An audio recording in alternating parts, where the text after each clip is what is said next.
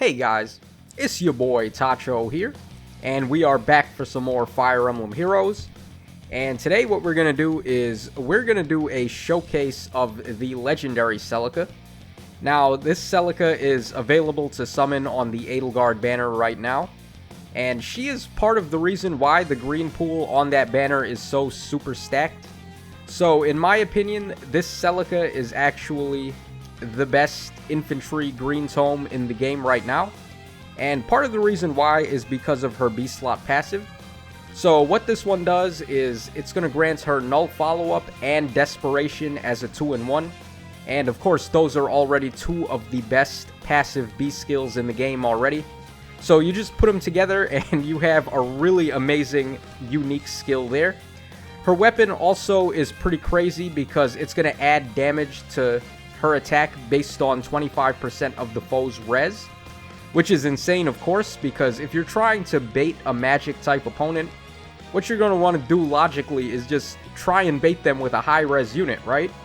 But this Celica makes that really counterintuitive because the higher the res of the foe, the more damage this weapon is going to add.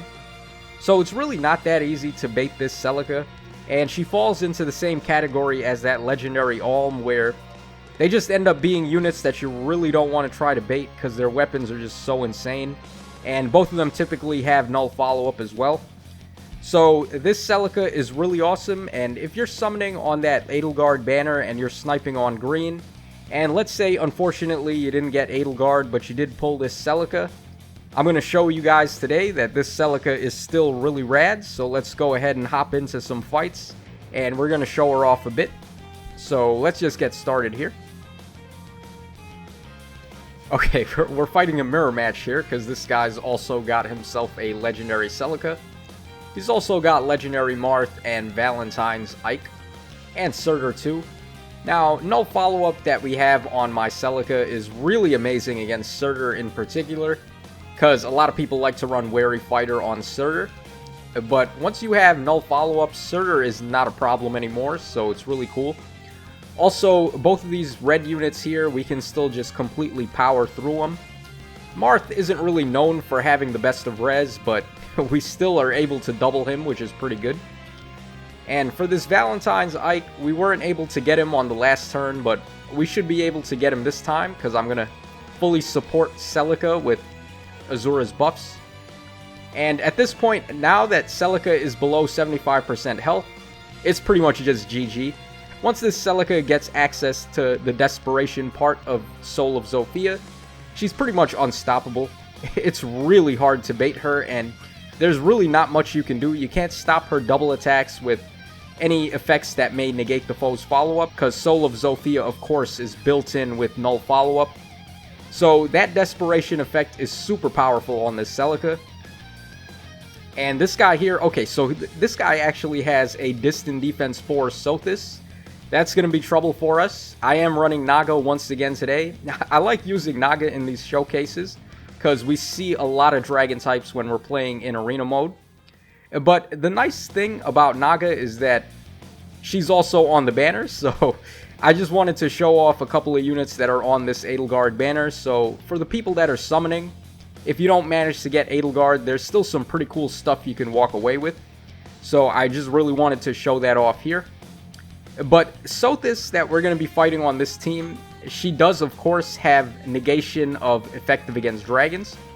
So it's going to be really interesting to see how Celica is going to match up against that. We're not going to be able to cheat our way to victory against her with Naga.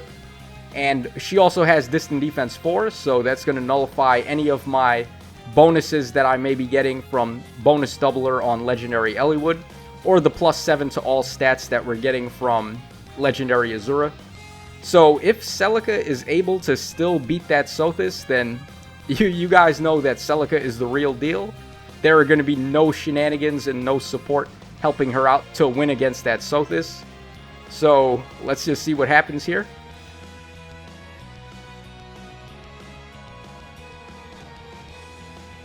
We did manage to get into desperation range, and what did I tell you guys?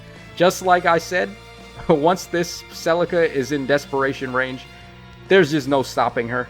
we were able to get the 1 round on that Distant Defense 4 Sothis, and there was no support there. That was also Celica's base kit.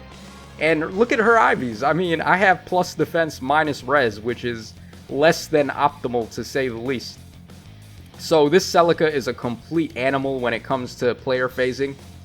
Now, I do think she is the best Green Tome infantry unit in the game, and of course that slot is very contested. We've got other units like Thrasir, who's really good. Thrasir's B-slot passive gives her the Desperation effect before she's low on HP, assuming that the foes are not full on HP or assuming that they have a penalty active on them. And Thrasir also has built-in effective against dragons, so Thrasir is another contender for that slot. But I think Celica is just overall a little bit better. Even though Thrasir has effective against dragons, Saintly Seraphim giving that 25% damage bonus based on the foe's res is just way too much, and it's going to help her out in way too many matchups. So I do think Celica has the edge on Thrasir. And another really good contender for the slot is the Kiddo Merrick that we got on the Start of It All banner. Now that Kid Merrick also has null follow-up built into his weapon, with effective against flying and attack and speed up 5. So that Merrick is capable of doing a lot of shenanigans himself. He also has his own unique special, which is one thing that Celica really doesn't have over him. Righteous Wind is pretty good, but the problem with that Merrick is that Righteous Wind heals him, and there's nothing really wrong with that in particular, because of course healing himself as well as the rest of your allies is going to be really nice. But for the purposes of just solo clears and focusing on Merrick to get all the KOs, it would be really nice if he had access to Desperation, so the healing that he gets from Righteous Wind actually clashes with that, and it makes it a little difficult for him to completely body entire teams all on his own. So I would give the edge to Celica against that Merrick as well, just because she's more clear-cut in what she's trying to do, and there's not really anything that's going to go wrong when you're using this Celica. Really, it's just get into Desperation range and that's it. You just pretty much win, because she's going to solo clear anyone after that point. And that's not really the case with Merrick, because he can't really maintain Desperation if you run Righteous Wind. So I brought this up in my Merrick showcase video as well, that if I was building that Merrick, I'd probably make a couple of changes to his base kit so it's a little more coherent and things work out better when he has Desperation. But you don't have to play that Merrick with Desperation if you don't want to. Of course, he's going to be really good regardless. But there isn't really a lot of units in the game that can pull off the Null Follow-Up and Desperation combo. So in the case of that Merrick, I do think it's worth going for, just because hitting the foes twice in a row is way too good to pass up. Alright, so here's this fight here. I decided to just bait this Aversa because, first of all, I know Aversa doesn't have the speed to double attack this Celica. And all I wanted to do was just get myself into Desperation range, which is the key here. As soon as Celica is in Desperation range, she just wins the whole fight. So, if you're playing this Celica, try to come up with some ways where you can get her down on low HP. And from that point on, she's just going to body everything in her path. I've said that like 10 times already in this video, but it is pretty much the truth. So, that is my advice to you if you're playing this Celica. And really, her base kit is super perfect anyway. It does exactly what she needs to be doing. Built-in Null Follow-Up and Desperation on Soul of Zofia is perfect. And Saintly Seraphim with that added damage based on the foe's res.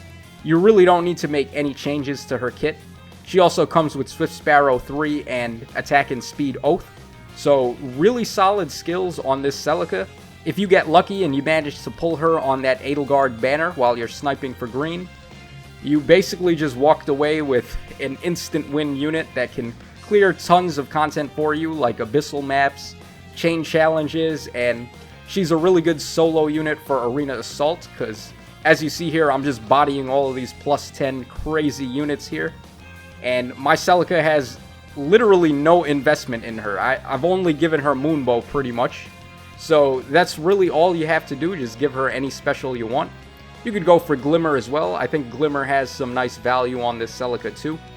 But I just went for Moonbow because the 25% bonus damage that Saintly Seraphim grants her is not affected by any defense or res reduction that she may do with a special attack. So you may as well just go for Moonbow or possibly even Luna if you want to give her the Flashing Blade Sacred Seal. I decided to just double up on Swift Sparrow, so I've got it in the A slot and the Sacred Seal slot. But it's really just up to you. I mean, there's a lot of good options for this Celica. She does want to have some good speed though, because she is making use of Null Follow-Up and Desperation. Anytime your units are trying to use skills like that, you do want to try to focus a little bit on raising their speed. Okay, this guy here, he's got that Halloween Hector, which is a pretty bulky red unit. But, I mean, we should be able to just power right through him anyway. The color triangle really does not mean anything to this Celica. We've been bodying red units all day, so this Halloween Hector is really not going to be any different. And at this point, I'm just going to dance on Celica with my Legendary Azura. And it doesn't look like we can actually get the finish on Hector just yet, so I had to double back there. I'm either going to want to get myself into Desperation range first, or have a special attack ready so we can make sure we beat Hector. So we're going to start by beating that Marth there. And like I said earlier, Surtur is completely no match for any unit that has Null Follow-Up. And we're just going to get the KO on Surtur here. And very nice of Surtur to distant counter my Celica and put us into Desperation range. So thanks so much for that, Surtur. You helped us out quite a bit. And now we're going to be able to bring that Hector to his knees. Yep, and we don't even need to go for any dance shenanigans with Azura to raise my stats. And that's it for this run, guys. So, pretty fun run, and a pretty awesome unit. I love using that Celica any chance that I get. Hope you enjoyed those fights, and watching Celica just completely destroy all of those red units. You don't need any merges or any crazy inheritance on Celica for her to just be completely bananas. And that does feel like a running theme with all of the recent legendary heroes we've been getting. Ever since they introduced that pair-up feature, the legendary heroes have just been getting crazier and crazier. And Edelgard and Celica are of course no exception. So if you're summoning on that Edelgard banner, don't feel too bad if you didn't pull Edelgard, because Celica is still a pretty good consolation prize. And that's pretty much going to wrap us up here. So as always, this is your boy Tacho signing out. So cheers, have a great day, and I'll catch you guys again in the next one.